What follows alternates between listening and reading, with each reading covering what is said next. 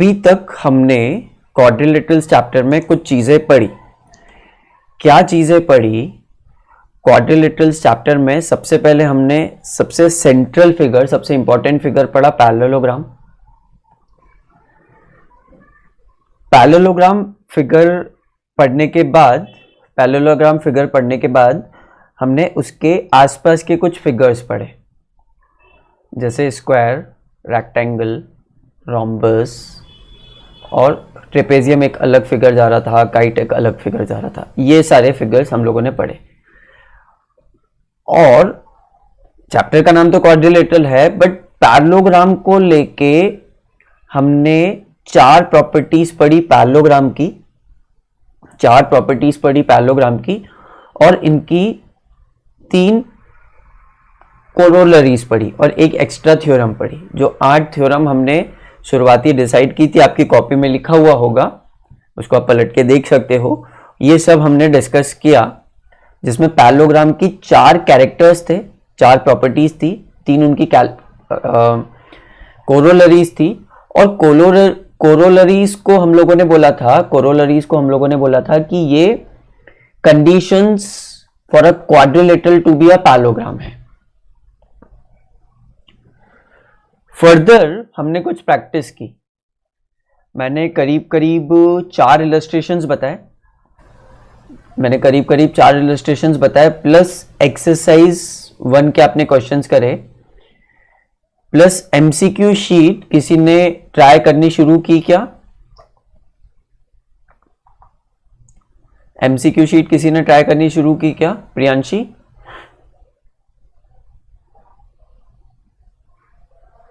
नहीं, अभी तक किसी ने एमसीक्यू शीट ट्राई करनी देखी नहीं। तो एमसीक्यू शीट ट्राई करना अब से शुरू कर देना। इनफैक्ट वो 1-2 दिन पहले से शुरू कर देना था, बट ठीक है, अब से शुरू कर देना। तो सर कहाँ पर है? क्लासरूम में ही होगी, अगर नहीं होगी तो मैं आज लास्ट में चेक कर लूंगा and I will post it. मैं लिख लेता हूं एमसीक्यू शीट पोस्टिंग। और मानसी, मेरे को आदत पड़ गई, 10th में मनस्वी है तो मानसी आपको क्लासरूम, गूगल क्लासरूम में मैं ऐड कर लूंगा, जिससे आपको वहां से मटेरियल मिल पाएगा। ठीक है, शीट्स वगैरह जो मैं आपको वहां पे क्लास में देता था, वो अब मैं गूगल क्लासरूम पे पोस्ट करता हूं, तो उसको देख देख के आप सॉल्व कर सकते हो। बट एनसीईआरटी तो सॉल्व करनी है ही। तो पैरेललोग्राम को लेके ये चीजें आपने प्रूफ की, तो आपको पता चला होगा कि कहीं पे फिगर दिया रहता है रेक्टेंगल और उसको स्क्वायर प्रूफ करना पड़ता है, कहीं पे फिगर दिया रहता है रोम्बस और उसको स्क्वायर प्रूफ करना है, ऐसा पूछा रहता है। मतलब फिगर्स का इंटर रिलेशन आपको समझ में आना चाहिए। All these 3 are special cases of parallelogram, ये तो पता है हमको। All these 3 are special cases of parallelogram, ये तो पता है हमको, बट हमको इंटर रिलेशन पता होना चाहिए कि क्या होने पे चीज स्क्वायर रेक्टेंगल बन जाएगी, या क्या होने पे चीज स्क्वायर बन जाएगी, या क्या होने पे चीज रोम्बस बन जाएगी। उसके लिए मैं लास्ट में लिखवाऊंगा, बट उसके पहले क्वेश्चन से आपको थोड़ा थोड़ा क्लिक होना चाहिए। ठीक है, अब क्वाड्रिलेटरल में हम एक इंपॉर्टेंट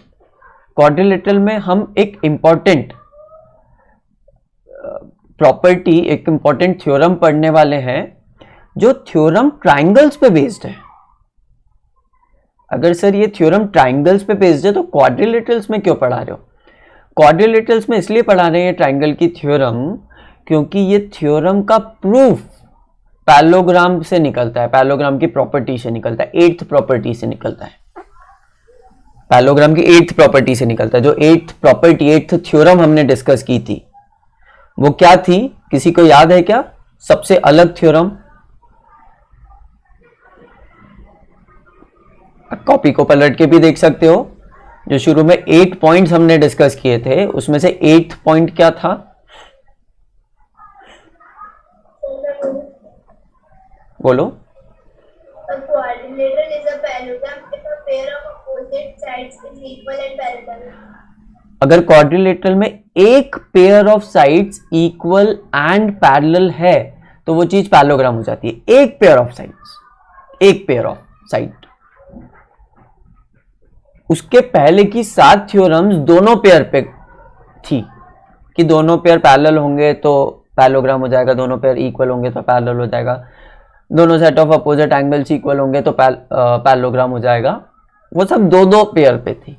ये थ्योरम एक पेयर पे डिपेंडेंट है। और आपको ध्यान आ रहा होगा तो मैंने बोला था कि ये 8th थ्योरम बहुत स्पेशल जगह काम में आती है, बहुत स्पेशल जगह काम में आती है। आपको आदत पड़ जाएगी वो 7 थ्योरम से क्वेश्चंस करने की, और एग्जाम में कभी कभी टीचर 8th थ्योरम से क्वेश्चन पूछ लेता है। तो 8th थ्योरम को अप्लाई करना आना चाहिए प्रॉपर्ली, वो ध्यान रहनी चाहिए। यहां पे एक सेट ऑफ लाइंस के बारे में दिया है कि वो अगर पैरेलल और इक्वल बोथ होंगी तो फिर वो फिगर पैरेललोग्राम हो जाएगा। तो आज हम ये ट्राइंगल की थ्योरम पढ़ेंगे।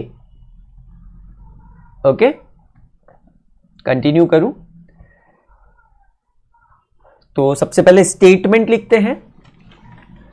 स्टेटमेंट सुनेंगे सबसे पहले, जब समझ में आ जाए जब कॉपी में लिख लेना। सबसे पहले सुनेंगे। The statement of the theorem says the line segment, मैं मेरी इमेज को थोड़ा छोटा कर लेता हूं।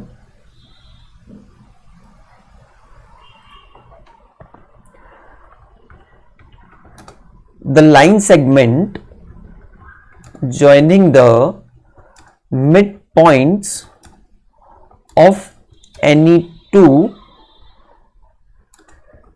sides of a triangle. आप चाहें तो पैरेलली फिगर बना सकते हैं। I'll repeat. The line segment joining any two midpoints of two sides of a triangle, comma, is parallel to the third side, and वो पैरेलल तो हो गई तीसरी साइड के, and is equal to half of it मतलब third side is equal to half of it. Hopefully कोई mobile से join नहीं होगा, सब लैपटॉप या कंप्यूटर से ही ज्वाइन होंगे, नहीं तो आपको बहुत छोटा दिखेगा मोबाइल से ज्वाइन होंगे तो।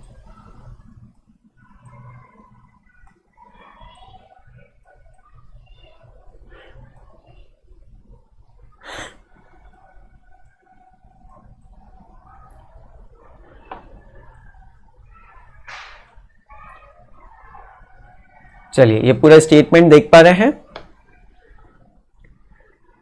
शांति से पढ़िए स्टेटमेंट को और फिगर बनाने की कोशिश कीजिए।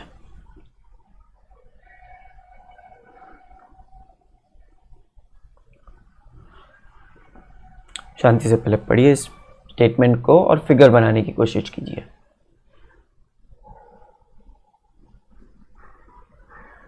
Then I will discuss.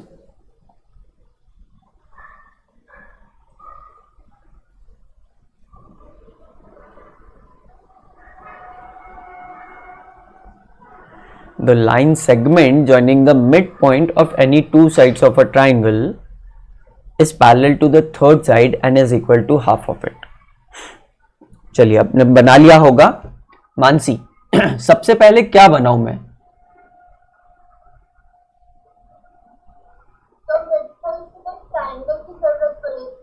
एक ट्राइंगल बनाना पड़ेगा, बिल्कुल सही। ABC ट्राइंगल बनाया। अब ये बात कर रहा है any two sides of the triangle की, तो कोई सी भी दो साइड कंसिडर कर लो। I have considered this and I have considered this and this side. अब इन दोनों साइड पे मेरे को क्या मार्क करना पड़ेगा?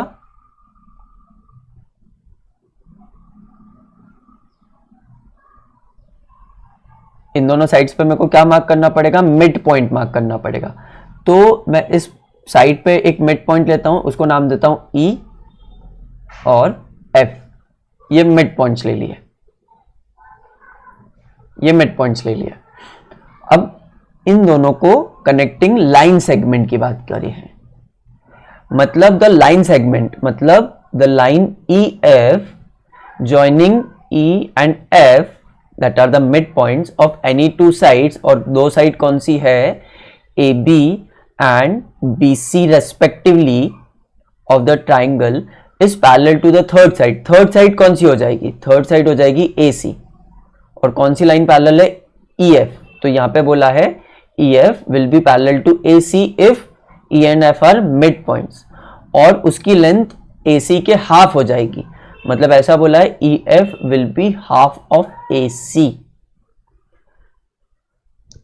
वापस से स्टेटमेंट पढ़ी है, क्या ये मैंने फिगर सही बनाया या गलत बनाया, तो बताइए कौन सा बनाऊं। Take your time, read the statement again.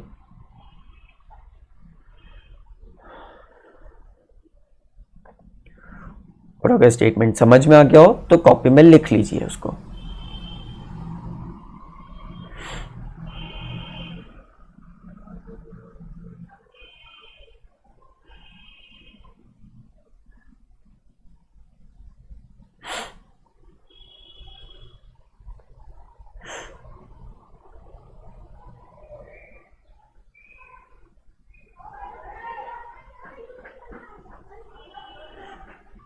समझ में आ गया देवाशीष? हाँ सर। क्या बात है, माइक चल रहा है आज, गुड। करण? जी सर। सबको समझ में आ गया ना, आगे चलूं? ठीक, ठीक है।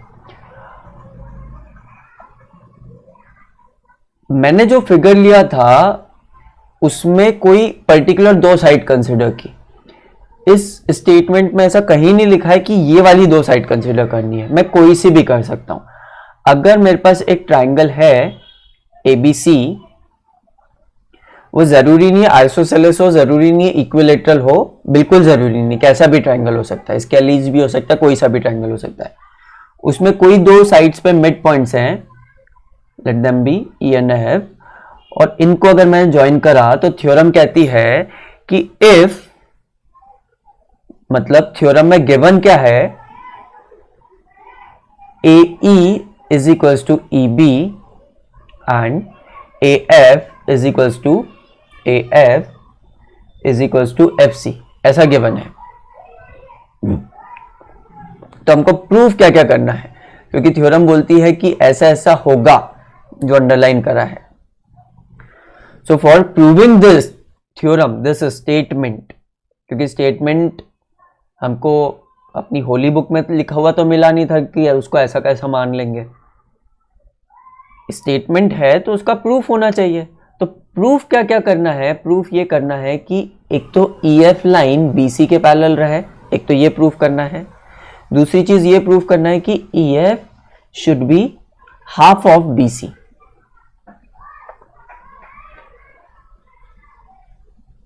ओके, इस थ्योरम का नाम है mid point theorem, mid point theorem, abbreviated as MPT। Okay, पर अभी के लिए मिड पॉइंट थ्योरम। अगर हम किसी ट्राइंगल में दो लाइंस, ट्राइंगल के दो साइड्स के मिड पॉइंट्स को ज्वाइन कर देते हैं तो जो नई लाइन सेगमेंट मिलता है हमको, वो तीसरे ट्राइंगल के साइड से पैरेलल भी होता है और उस तीसरे लाइन सेगमेंट के हाफ के बराबर भी होता है। ये मिड पॉइंट थ्योरम बोलती है और इसका प्रूफ देख रहे हैं हम। ओके, इसका प्रूफ थोड़ा अलग है। इसका प्रूफ क्यों अलग है, क्योंकि सबसे पहले तो इसके प्रूफ में कंस्ट्रक्शन है, और कंस्ट्रक्शन वाले जितने भी प्रूफ रहते हैं वो उनकी शुरुआत याद रखनी पड़ती है, क्योंकि यहां पे अगर आप किसी ट्राइंगल को कॉन्ग्रुएंट, सिमिलर, ऐसा कुछ भी प्रूव कर दोगे तो कुछ होगा नहीं। अब हम चैप्टर पढ़ रहे हैं क्वाड्रिलेटरल्स। क्वाड्रिलेटरल्स में पैरेललोग्राम की प्रॉपर्टी से प्रूव होने वाला है, और तो यहाँ पे हमको एक पैरेललोग्राम चाहिए। तो हम कंस्ट्रक्शन क्या करते हैं, सुनिए मेरी बात ध्यान से। EF को प्रोड्यूस करते हैं, EF को बढ़ाते हैं। कितना बढ़ाते हैं? जितना EF का लेंथ है उतना ही आगे बढ़ाते हैं G पॉइंट तक। जितना EF का लेंथ है उतना ही आगे बढ़ाते हैं G पॉइंट तक, और फिर C और G को ज्वाइन कर देते हैं, और फिर C और G को ज्वाइन कर देते हैं। Construction produce EF to G such that FG is equals to EF and join C and G। Construction समझ में आया सबको?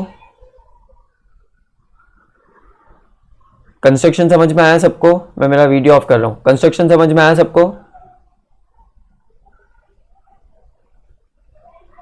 रेस्पॉन्स चाहिए मेरे को। कंस्ट्रक्शन समझ में आया सबको? तो मैं आगे चलूं? Yes, sir. ओके। अब हमको प्रूफ क्या करना है? ये दोनों चीजें पैरेलल है। ये दोनों चीजें, ये दोनों लाइंस, ये वाली लाइन और ये वाली लाइन पैरेलल प्रूफ करनी है। ये दोनों लाइंस तब पैरेलल हो जाएगी ना जब ये पूरा फिगर, नेमली EGCB,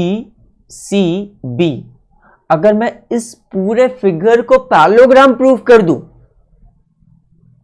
शेड करूं क्या फिगर, इस पूरे फिगर को पैरेललोग्राम प्रूफ कर दूं, तो फिर मैं आराम से लिख सकता हूं EF पैरेलल टू BC। जब मैं बोलता हूं ऐसा तो आपको फिगर में देखना है। फिगर में देखिए EF पैरेलल टू BC, फिर मैं प्रूफ कर पाऊंगा, पहली चीज। दूसरी चीज, अगर ये पूरा फिगर पैरेललोग्राम हो जाएगा, EGCB पैरेललोग्राम हो जाएगा, तो EG और BC इक्वल हो जाएंगे, क्योंकि पैरेललोग्राम की अपोजिट साइड्स इक्वल होती है। अगर EG और BC इक्वल हो गए तो EF, जो कि EG का हाफ है, EF EG का हाफ है ना, कंस्ट्रक्शन से ही हाफ है वो, तो ये दोनों इक्वल हैं दोनों पार्ट्स, तो EF पूरे का हाफ होगा। तो EF पूरे का हाफ होगा और पूरा इसके इक्वल है, तो EF BC के हाफ हो जाएगा, तो दोनों चीजें प्रूव हो जाएगी। तो मेरा एम हो गया कि इसको पैरेललोग्राम प्रूफ करना है। ये जो फिगर लिखा हुआ है, अगर मैंने इसको पैरेललोग्राम प्रूफ कर दिया तो ये दोनों चीजें प्रूफ हो जाएगी। समझ में आ रहा है? चलो आगे चलता हूं। ये पूरी चीज को पैरेललोग्राम प्रूफ करने के लिए, इस पूरे फिगर को पैरेललोग्राम प्रूफ करने के लिए, आई स्टार्ट विथ, फिगर में देखिएगा, इन ट्राइंगल AFE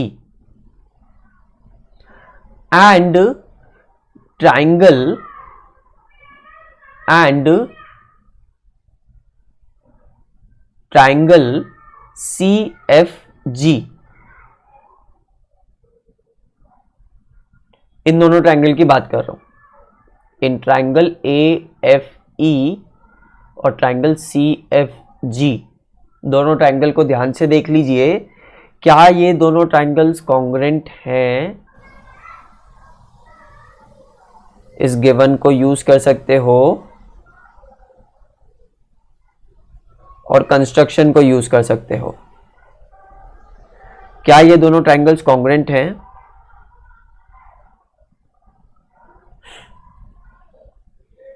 हाँ है। सबसे पहले F मिड पॉइंट है, तो ऊपर वाले ट्राइंगल में AF और नीचे वाले ट्राइंगल में CF, ये दोनों बराबर हो जाएंगे।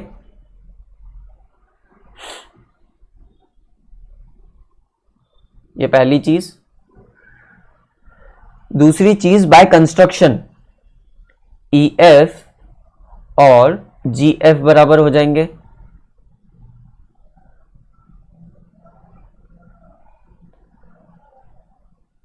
एक और कुछ दिख रहा है क्या इक्वल? कोई बताएगा?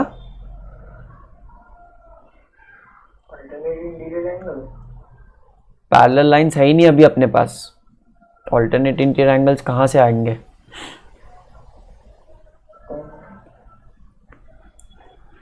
चलो वर्टिकली अपोजिट एंगल से कहीं पे, किस वर्टेक्स के अबाउट है?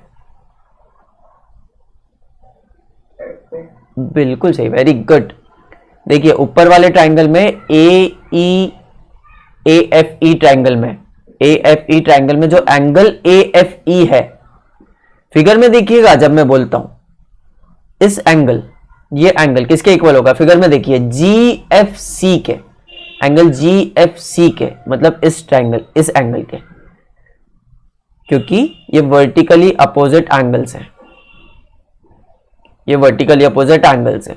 लाइंस एंड एंगल्स के कॉन्सेप्ट्स क्लियर होने चाहिए। किसी बच्चे के लाइंस एंड एंगल्स के कॉन्सेप्ट्स क्लियर नहीं है और ट्राइंगल्स के कॉन्सेप्ट नहीं है तो वो मेरे को बता के रखिए, तो मैं एक्स्ट्रा क्लास ले पाऊं उन पे, क्योंकि ये है, फिर आगे सर्कल्स है।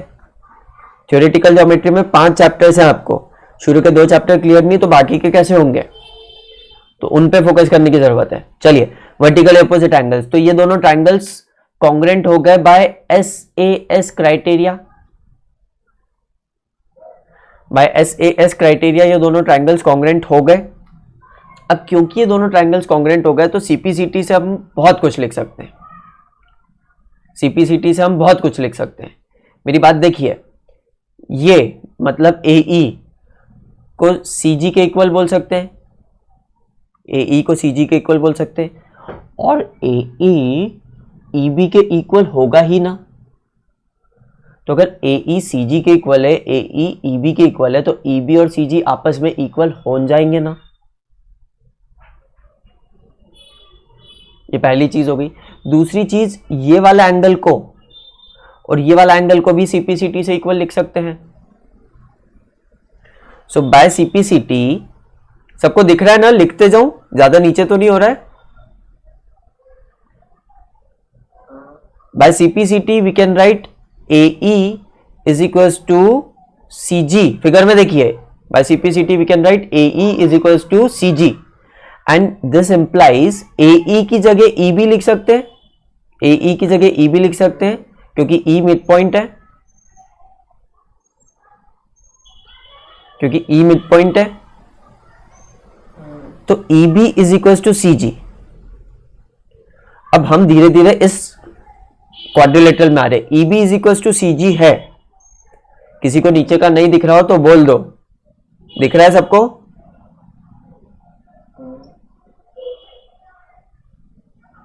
EB is equals to CG है और angle EAF is equals to angle GCF है। मैं रेड से मार्क कर देता हूं जिस एंगल को मैंने बोला, रेड ऑरेंज जो सा भी कलर ये आया है, ये दोनों इक्वल हैं। अगर ये दोनों इक्वल हैं, अगर ये दोनों एंगल्स इक्वल हैं, सो दिस इंप्लाइज, अगर ये दोनों एंगल्स इक्वल हैं, अगर ये दोनों एंगल्स इक्वल हैं, तो ये क्या इंप्लाई करता है? ये इंप्लाई करता है कि मेरी जो लाइन है AB और जो लाइन है CG, ये दोनों पैरेलल हो जाएंगी। अगर ये दोनों एंगल्स इक्वल हैं, अगर ये दोनों एंगल्स इक्वल हैं, तो ये वाली लाइन और ये वाली line taking AC as a transversal, taking AC as a transversal, ये दोनों पैरेलल हो जाएंगी। मनस्वी, ये फर्स्ट और ये सेकंड, ये दोनों समझ में आए?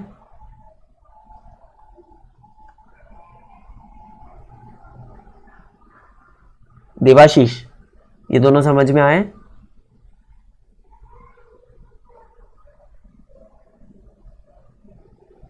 I'll repeat the complete thing again, but ये दोनों थोड़े से समझ में आए? हाँ सर। अब इस फिगर में देखो, मतलब इस फिगर में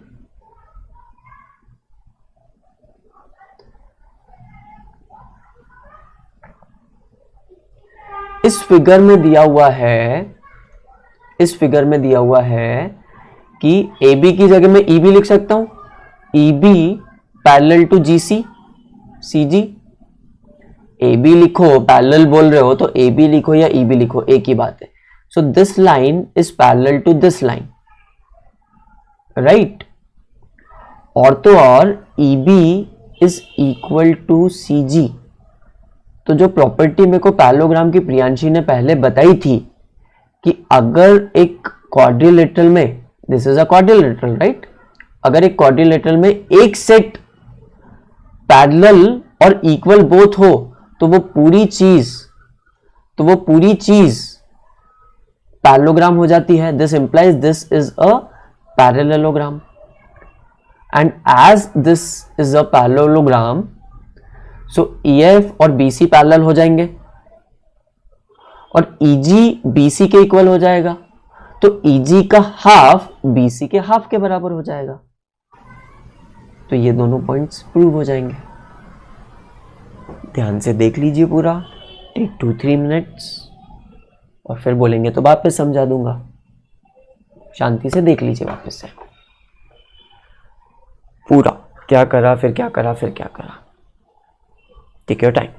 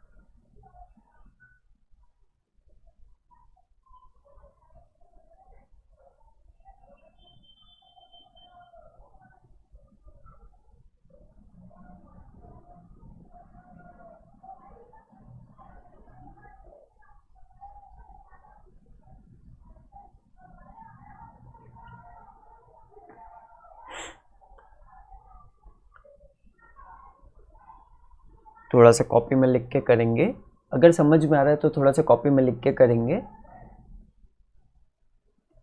तो बेटर होगा. और कोई बच्चा टोटली लॉस्ट हो गया है तो बता दीजिए, I will explain it again.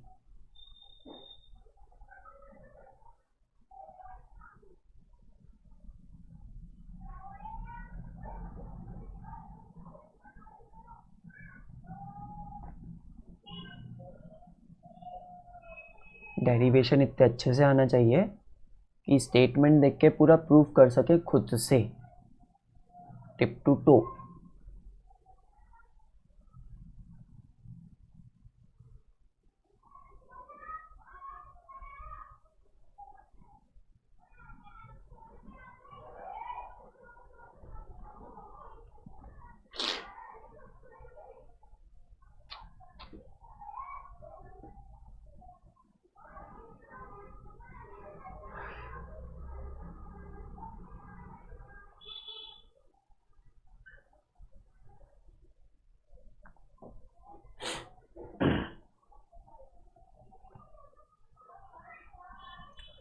Atharva आ गया,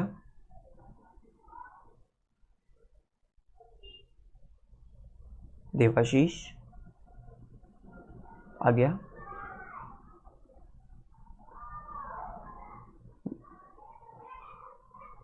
अथर्व पूरा आ गया, देवाशीष देवाशीष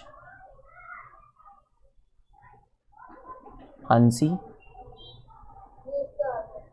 प्रियांशी, Yes, sir. अगर थोड़ा भी दिक्कत हो तो पूछो. करण करण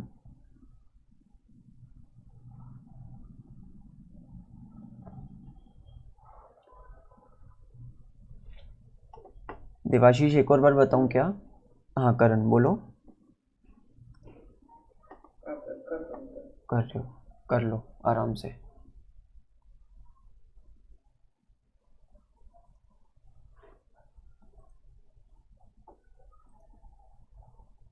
जिनका एक बार हो गया वो बैठेंगे नहीं, एक और बार कर लो, थ्योरम है. मल्टीपल टाइम्स करोगे तो कोई प्रॉब्लम नहीं है.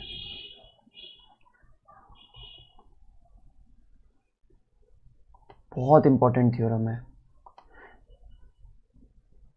ये पूछते हैं या इस पे क्वेश्चन पूछते हैं, और क्वेश्चन भी इसी तरह के डेरिवेशन के थ्रू जाता है। बहुत इंपॉर्टेंट थ्योरम है, 5 बार करोगे तो भी फायदे में रहोगे, तो 2 बार तो कर ही लो।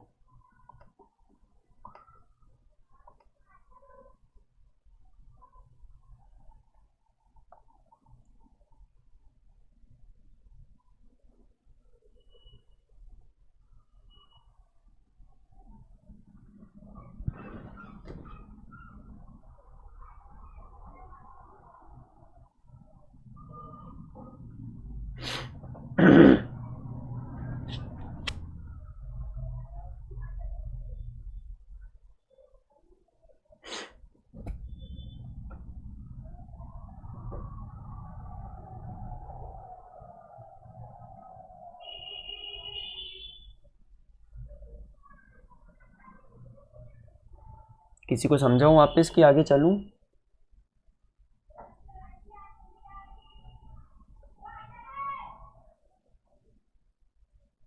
चलिए आगे चलते हैं। अगला स्टेटमेंट लिखेंगे।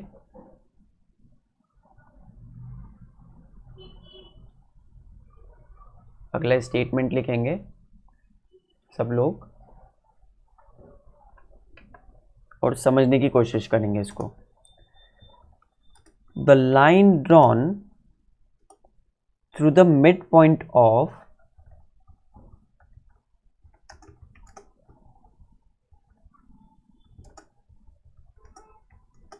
the line drawn through the midpoint of one side of a triangle,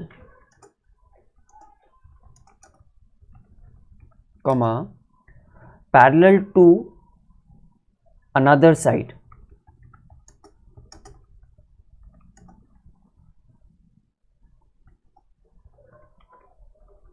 intersects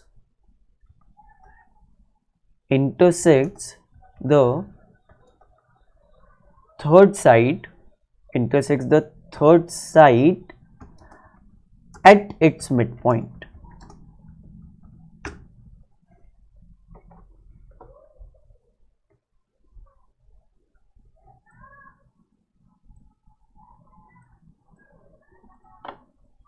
The line drawn through the midpoint of one side of a triangle parallel to another side intersects the third side at its midpoint.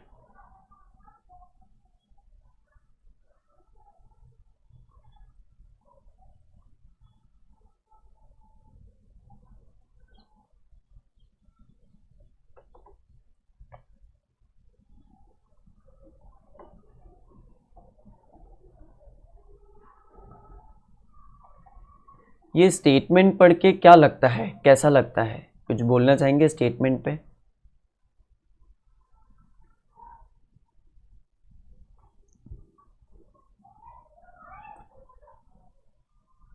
इस statement को पढ़ो और पिछले statement को पढ़ो।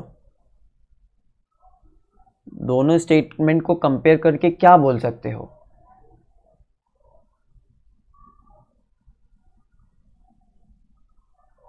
करण,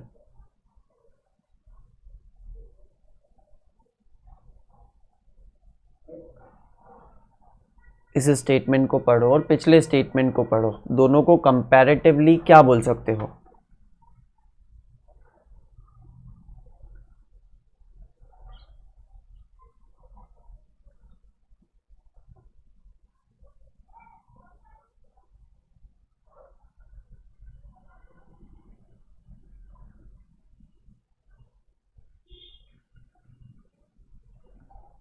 ये statement में जो जो दिया हुआ है, क्या क्या दिया हुआ है? एक साइड का मिड पॉइंट से एक लाइन ड्रॉ की तीसरे साइड से पैरेलल, तो हमको प्रूव करनी है कि वो दूसरे साइड पे मिड पॉइंट पे जाके इंटरसेक्ट मिले। और पिछले स्टेटमेंट में क्या दिया हुआ था कि दो साइड के मिड पॉइंट्स, और प्रूव करना था कि वो पैरेलल है। यहाँ पे दिया हुआ है कि वो पैरेलल है, वहां पे प्रूव करना था वो पैरेलल है। इसका मतलब this statement is converse, this statement is converse of the last theorem, that is it is converse of mid point theorem, converse of empty.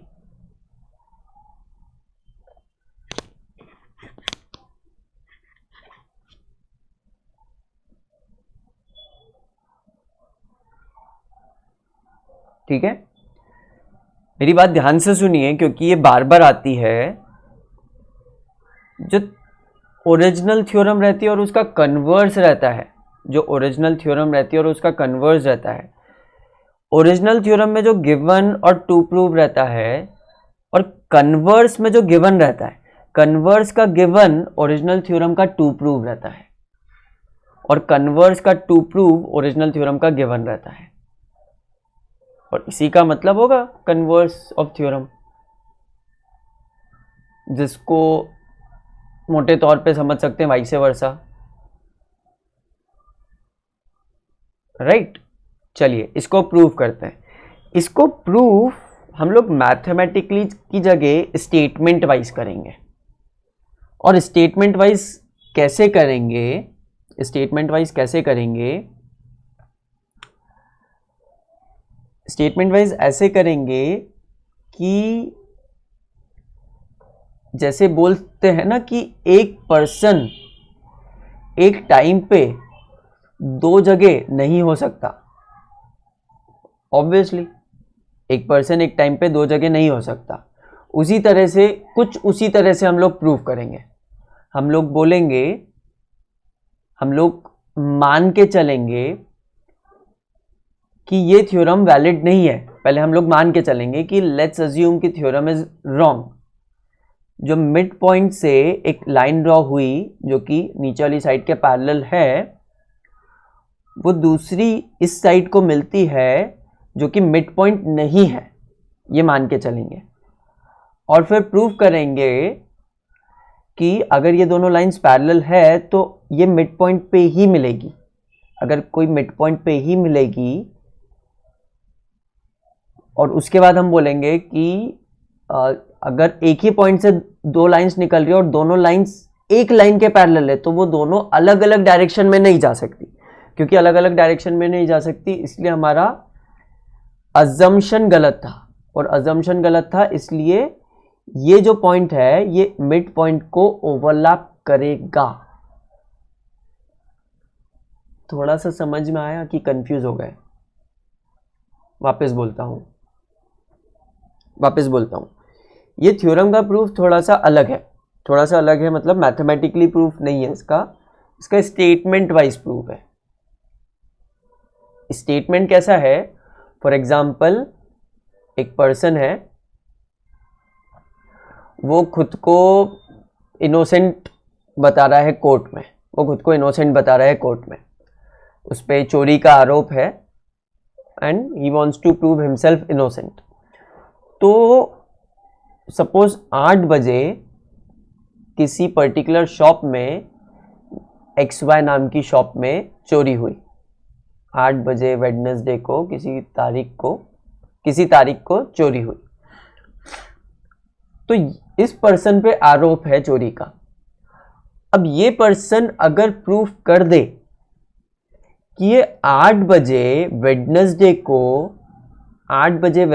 को और कहीं था, किसी तरह से प्रूव कर दे, किसी रेस्टोरेंट में था तो वहाँ के CCTV कैमरा से प्रूव कर दे, या अपने घर पे था तो 7:30 बजे पार्किंग में आया था, गाड़ी पार्क की और फिर घर में गया और फिर गाड़ी अगले दिन सुबह निकली। ऐसा कुछ प्रूव कर दे कि मैं 8 बजे तो और कहीं था। तो अजम्पशन कि इस बंदे ने चोरी की, ये गलत हो जाएगा क्योंकि ये बंदा तो 8 बजे और कहीं था। उसी तरह से हम इस थ्योरम को प्रूव करेंगे। Let me read the theorem. The line drawn through mid point of one side of a triangle. एक ट्राइंगल है जिसके मिड पॉइंट से एक लाइन ड्रॉन की जो कि पैरेलल है इस साइड के, BC साइड के पैरेलल है। तो ये BC साइड के पैरेलल है, और वो जहां पे AC को मिलती है, intersect the side AC at mid point, ये हमको प्रूव करना है। तो पहले हम ले लेंगे कि let E not be the mid point, हम ये अजम्पशन ले लेंगे और फिर इस अजम्पशन को गलत प्रूव कर देंगे। अगर ये अजम्पशन गलत हो गया तो फिर हमारे पास एक ही विकल्प, एक ही ऑप्शन बचेगा कि अगर E मिड पॉइंट नहीं है, ये चीज गलत है, तो दिस इंप्लाइज कि E मिड पॉइंट है। समझे थोड़ा सा? चलिए मैं प्रूफ करता हूं, फिर देखते हैं कितनों को समझ में आता है, नहीं तो वापस तो समझा ही सकते हैं। हमको गिवन क्या क्या है? गिवन एक ट्राइंगल है ABC, D मिड पॉइंट है, और एक लाइन ड्रॉ की है जो कि BC के पैरेलल है। एक लाइन ड्रॉ की है DE जो कि BC के पैरेलल है। ओके, हमको प्रूफ करना है कि E मिड पॉइंट है, हमको प्रूफ करना है कि E मिड पॉइंट है। सो सबसे पहले लेट्स अज्यूम कि E मिड पॉइंट ना हो, let's assume E mid point ना हो, और इसको गलत प्रूफ करेंगे लास्ट में, तो फिर थ्योरम प्रूव हो जाएगी। लेट्स अज्यूम कि E मिड पॉइंट ना हो। अगर E मिड पॉइंट नहीं है तो वी कैन ड्रॉ DF और F वहां पे मिड पॉइंट हो।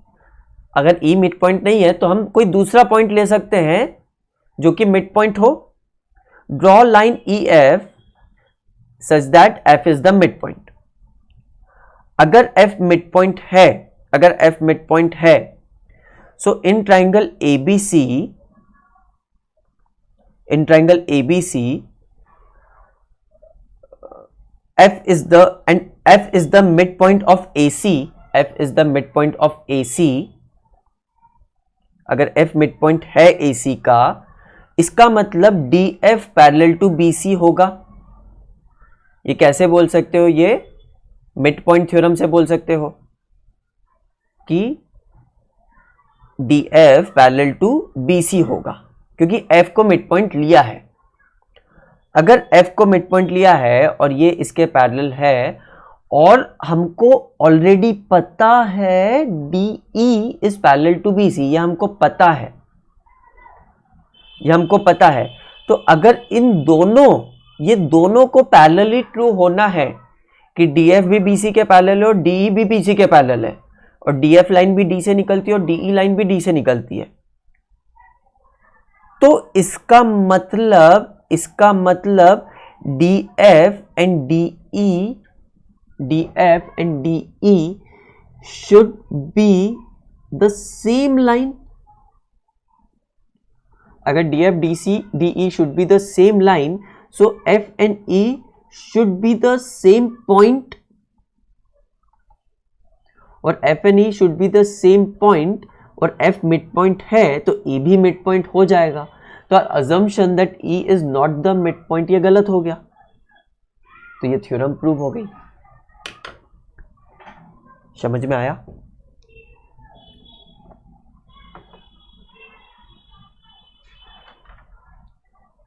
ट्राई कीजिएगा इसको।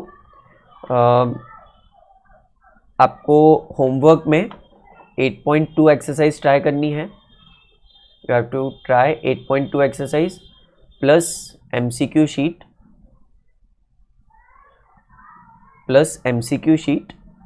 और कल मैं 3 इलस्ट्रेशंस बताऊंगा जो कि 8.2 से रिलेटेड रहेंगे, और 8.2 के कुछ क्वेश्चंस डिस्कस करूंगा। बट आपको होमवर्क में 8.2 एक्सरसाइज और MCQ शीट ट्राई करनी है, प्लस ये जो थ्योरम्स करवाई ये वापस करनी है। Okay sir